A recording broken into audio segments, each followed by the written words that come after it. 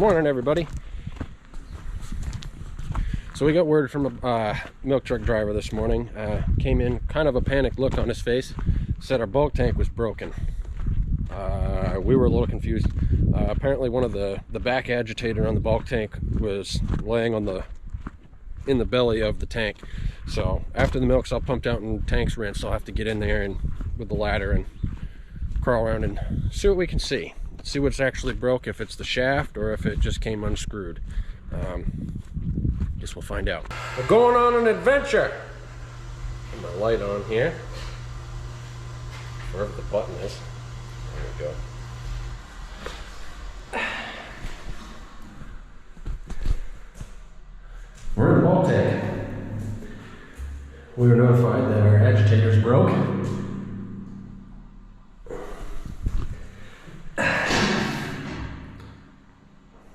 The actual shaft snapped on the agitator. Lovely. Guess you can't see me because it's so bright, but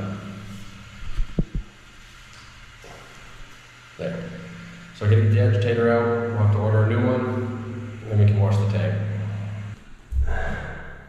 Which end do I want to go first? Probably the other end, you would think. So the motor's Yeah, I'm assuming the motor is probably good. It's just the shaft broke off and then it completely.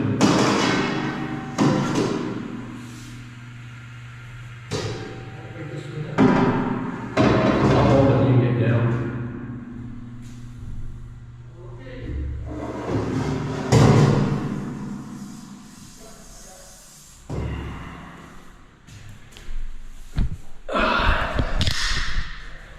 Doing this with a sprained ankle sucks. Called our equipment dealer, got that all squared away, got one ordered. Not sure when it'll be here. Now I gotta go look at the loader and figure out what's going on with that. She's old. And she's messy now.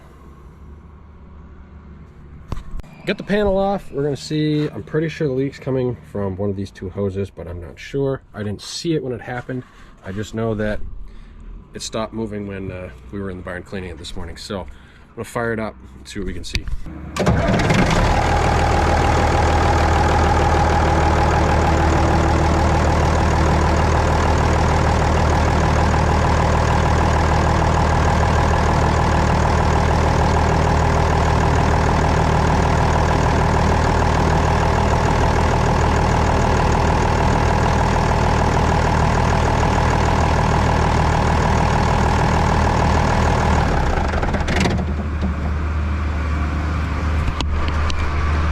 It spit out so much fluid, it doesn't have any fluid to spit out. So I guess I gotta put some more in it and see where the leak's coming from.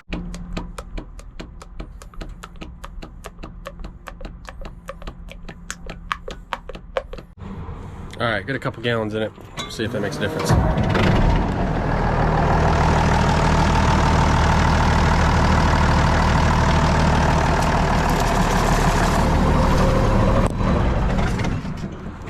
Yep, somewhere here, somewhere.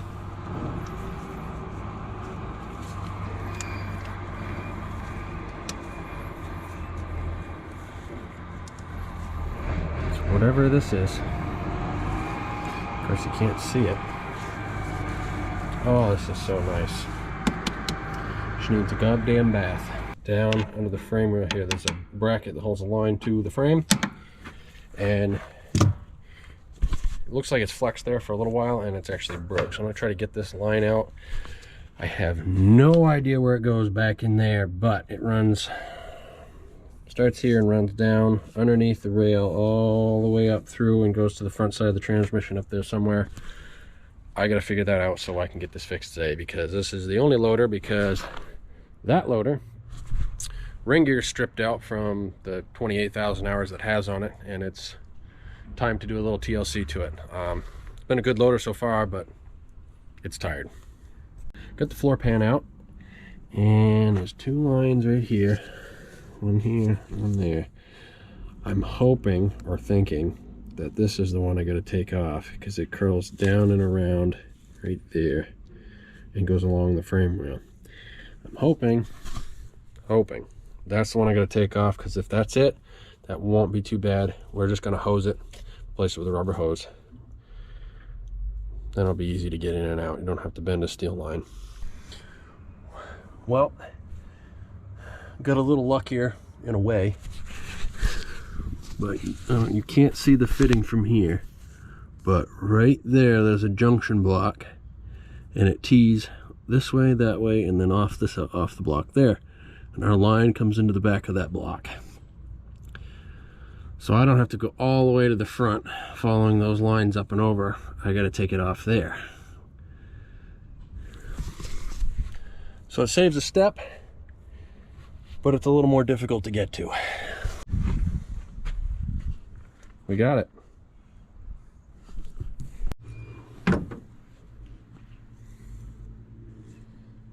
There's the hole right there. Let's go get a new line made. Just headed out from our parts dealer. I picked up food from McDonald's. Yummy. Ring gear, starter. I got a hose down there.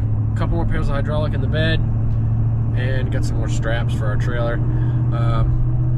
Head back, get that hose on, get some oil in it. Then we can use the loader again. Alright, back. I got the line on down there. Hook it up here. Fill it up. And should be good to go. All back together, running. Been running for a minute. Spin the wheel back and forth a little bit. Make sure all the air's all bled out of it.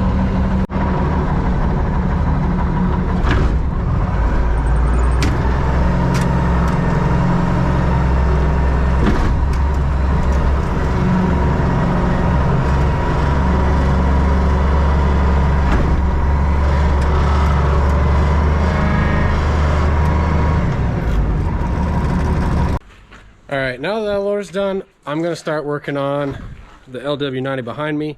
I got panels off the other day. Right now I'm going to work on getting all the wiring out, getting all the hoses unhooked, get the engine ready to pull out, because we got to replace the ring gear, which is in my truck over there.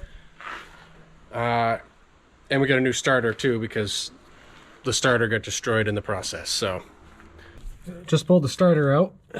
You can probably see the ring gear is all mangled. And what's this?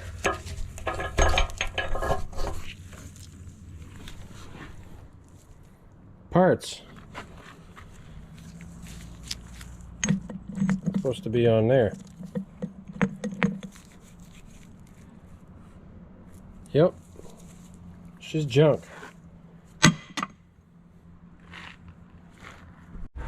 Hey guys, it's the next day. Had a couple issues yesterday, didn't get a chance to film, so I stopped working on the LW9. We're back today. Hopefully gonna try to get the engine pulled out today. It's a lot colder today than it was yesterday. It was like 60 something degrees. It's only like 40 today, so gonna finish taking the wiring off on this side, drain the coolant, take all the hoses off. Probably gonna drain the oil because that's gonna get changed, new filter and stuff too. Then I can get back there and get to the bolts. Muffler's gonna come off, and then I gotta figure out where I'm gonna pick it up from. We're also taking the injection pump off, and that's gonna get sent out and rebuilt because it's leaking externally. But yeah, so hopefully we can get this engine out today and get it ready to go. All right, got all the wiring, hoses, everything else out of the way. Radiator's out. That's gonna get taken and blown, clean up, make sure there's nothing blocking it. It looked pretty plugged. Now I'm going to work on the bell housing bolts, get those out. Motor mounts are still on the front, both sides. Get the engine crane up overhead, get the chain hooked up to it, get a little tension on it, then we'll get the motor mounts out and take the last couple bolts out of the bell housing, and I'll pull the motor. What a mess. Covered. Just covered in crap. Alright, all the bolts bell housing bolts are out on the bottom. I gotta get over here and work in there and get those out on this side.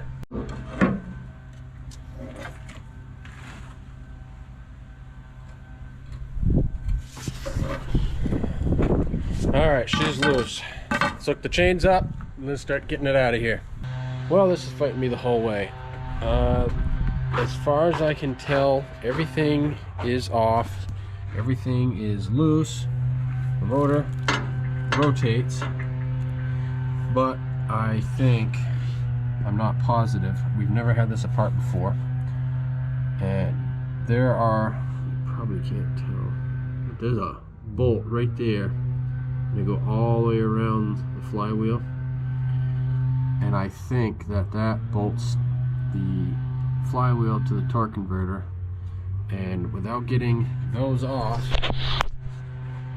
I don't think it's going to separate, and I don't have a wrench that fits in there.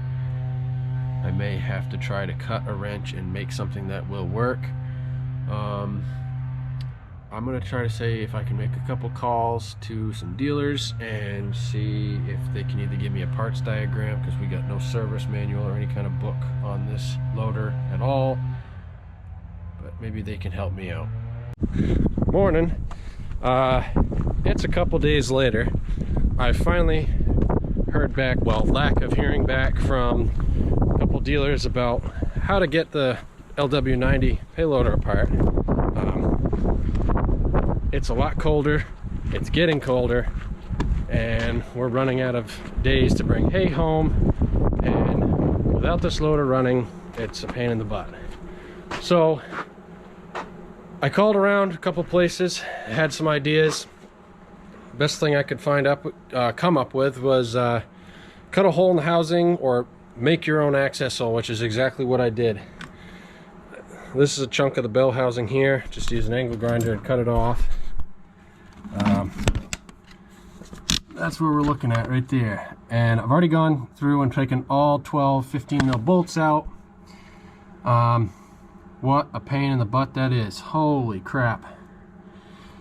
But now that I've got that out, it's loose. Actually, I just pulled off the rest of the way, but the engine is hanging by itself now, so it can come out. I'm gonna have to modify it a little bit more so I can get the bolts out, because you can't even get the bolts out, so they had to get dropped down in. Of course, I dropped a wrench in there in the process. That's okay, we'll get it back. But before it goes back together, I have to figure out a way to modify that in there so I can somehow get my fat fingers in there, hold the bolts, thread them in, get them started and getting them tightened all the way, all 12 of them. But the engine's loose, it's lunchtime, I'm hungry.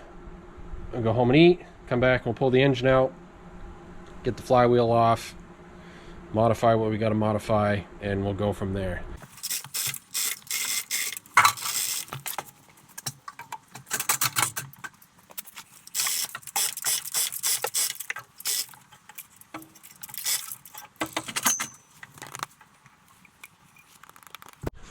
Okay, engine out, flywheel's out, and here's some pieces.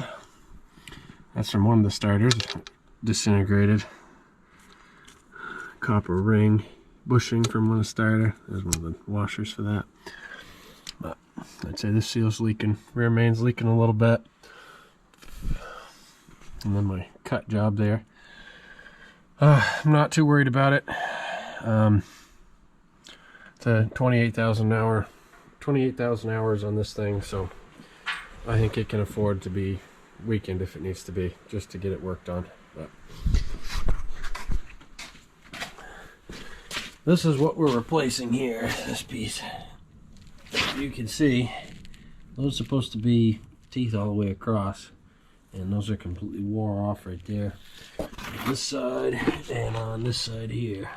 And what we were having to do is crank it over by hand so the starter would hit a good spot on the ring gear, but it just would skip so bad sometimes that it just destroyed the starter, because the starter wasn't engaging right. And they're, you know, $600 a pop for a reman one, so we couldn't really afford to keep doing that. So I got that out. I gotta rotate to top dead center, and now I gotta pull the injection pump off, and that's gotta get sent out because it leaks fuel through the housing. It's so used. So all right, just about ready to take the pump out. Gotta pull the gear off, Don't have a puller for it, but I found a couple bolts and I just made my own puller. A couple nuts, 5/8 nuts and a 5/8 bolt, and then the 2 bolts that go into gear. Alright guys, pumps out. I'm calling it a night. I'll see you guys in the next video.